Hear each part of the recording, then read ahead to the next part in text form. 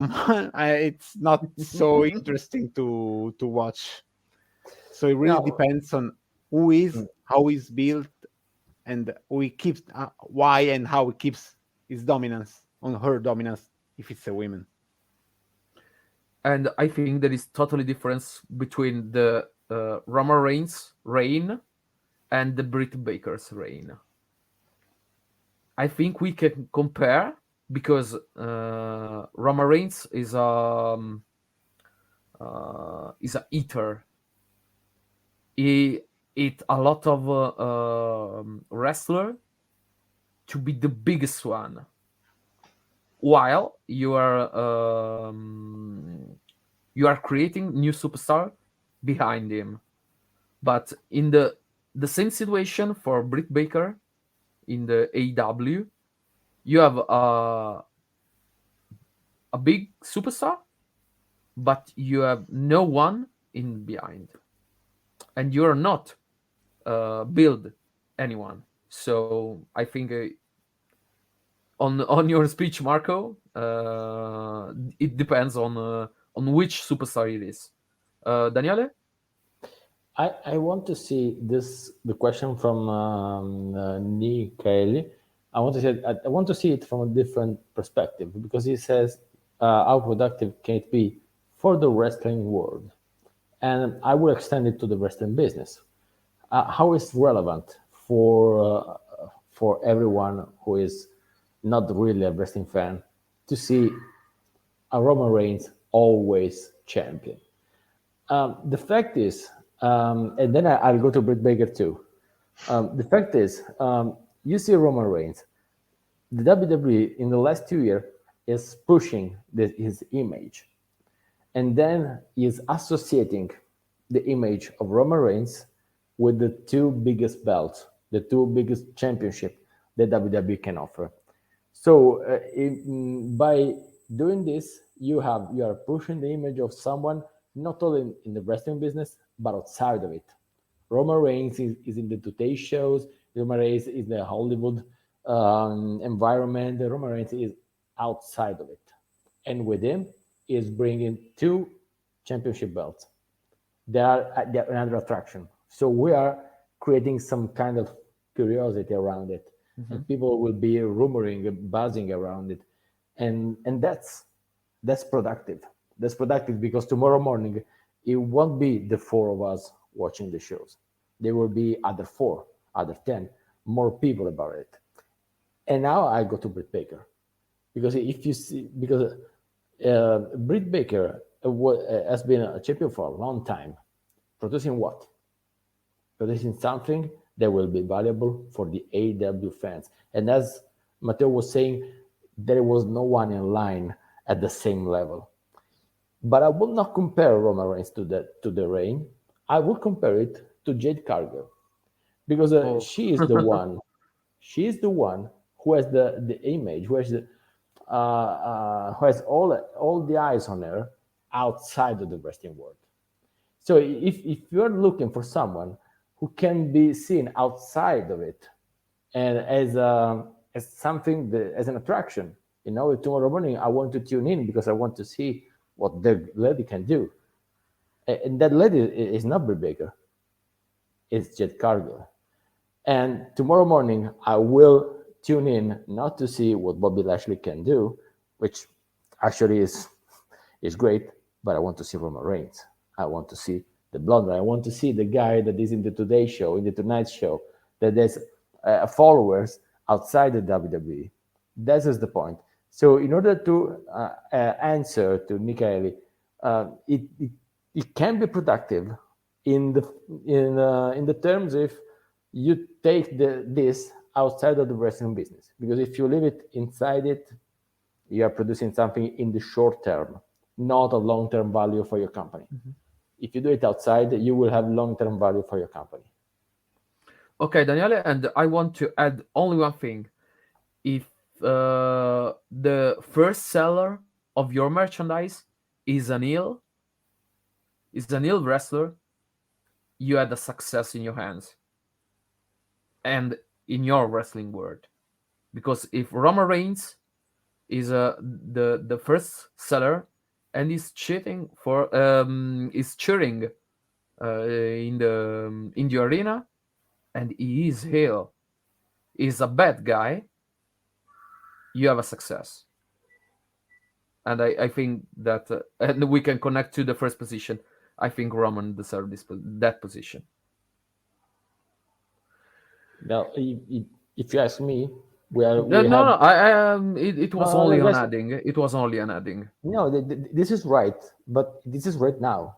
Yeah, This of hasn't always course, been Daniele. right, because Of course. we are talking about guys who have been breaking the fourth wall, let's say, for decades, being face guys. We had Hulk Hogan, we had John Cena, we Yeah, had The Rock. Those guys were not heel. Well, The Rock for a very short period, but then all the time face. And these guys brought the attention from outside to the inside. Roman Reigns is it's something new, it's something different, and everybody is acknowledging him, or even being heel. But actually, you tell me how many things he did as a heel lately.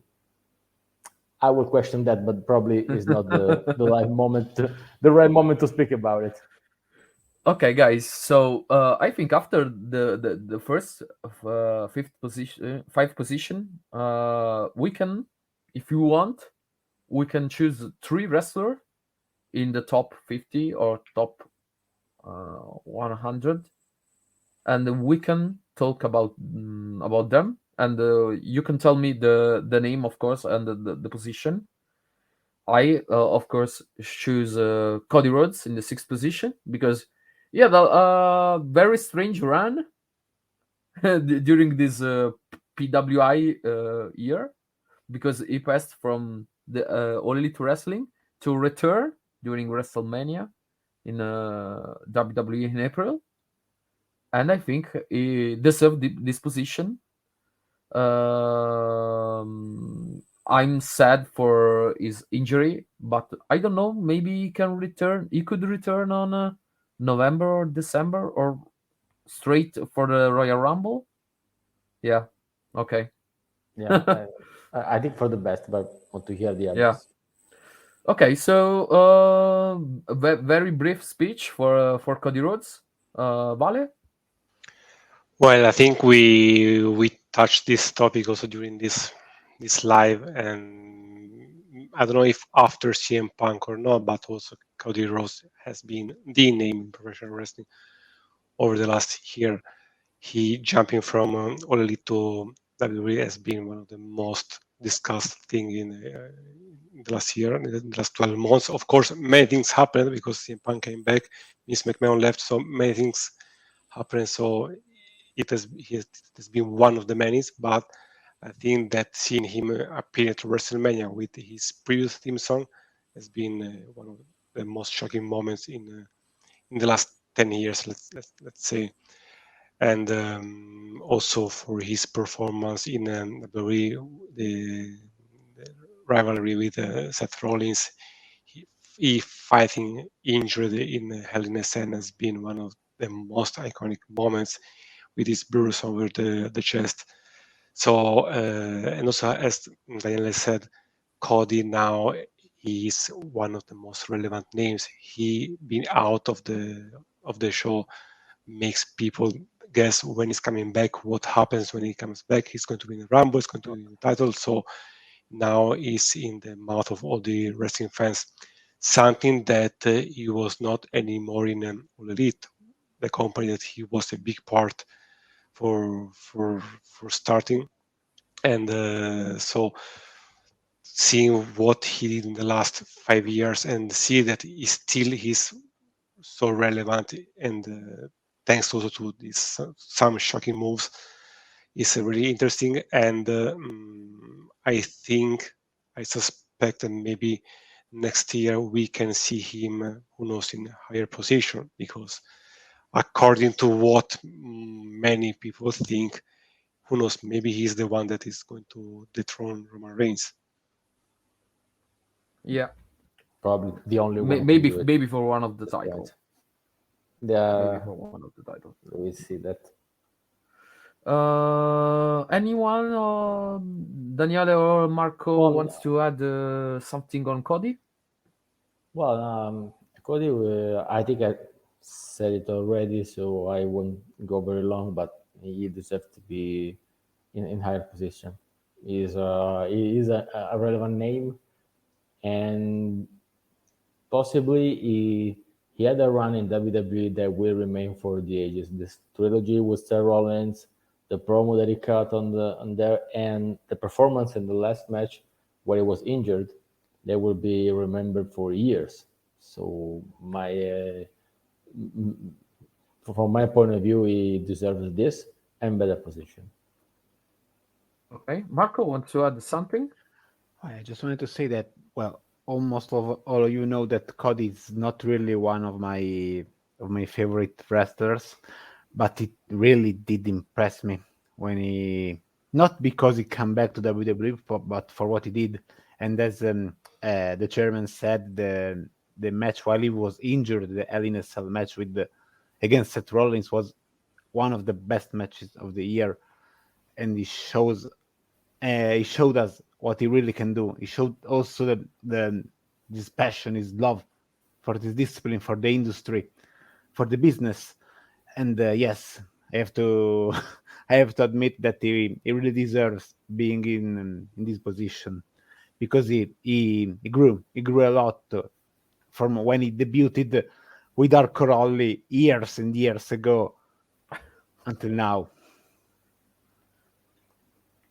Okay, guys. According to Marco, to Marco's position, we had number 7, Bryan Danielson or Daniel Bryan. So please, Marco, introduce him. Well, I love the fact that Bryan, I use Bryan so it goes as well for Bryan Danielson and Daniel Bryan, that Bryan is in the top 10, because, I mean, since he decided to go to AW, he's still showing us that he really loves what he's doing.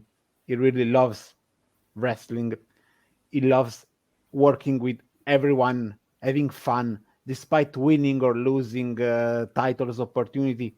He's always showing passion, and that what this discipline needs. Maybe he's not a big name anymore like he was in 2014 when he became a world heavyweight championship, undisputed champion. Sorry, in the night of WrestleMania 30, and okay, it's okay, but it's still is a big name, is a big deal. Maybe it's not on the news every day. It's not a champion. Sorry, a wrestler that goes outside the business, but it's also because he doesn't want to go outside the business. Wrestling is his house, and he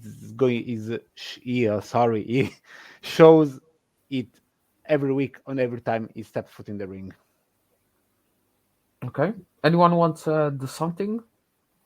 Daniele or Vale on Bryan Danielson, or we can stop No, with the Marco speech. let me tell you a very quick thing. Bryan is one of the kind of talent that you can place him wherever you want. He will still be a top tier performer in every single way you want to see it, from in-ring performance, from promo performance, whatever you want to say. It's like like the measuring stick. Okay. You put in there. If you're not as good as him, you can't be a top guy, and that was true in WWE and still true in AEW. He's having an incredible career, incredible matches, and I think we'll speak later also about it. And I think well deserved spotlight, well deserved. Let's start saying it. End of career. Let's start being okay. The end of his career, and I truly believe that this position is well deserved.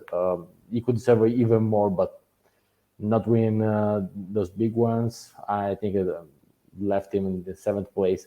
which is okay, which means you are one of the best on the planet, and it really deserves to be an Hall of Famer, whatever